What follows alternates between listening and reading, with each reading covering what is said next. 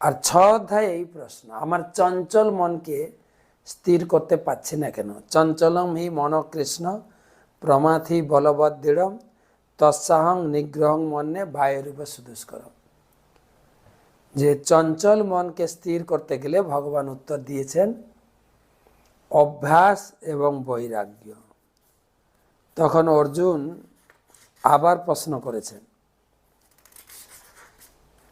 38 নম্বর শ্লোকে, ঠিক আছে, অযতি শ্রদ্ধেয়পেত জগচ্চলিত মানস অপ্রাপ্য যোগ সংসিদ্ধিং কা গতিং কৃষ্ণ গচ্ছতি। ঠিক আছে,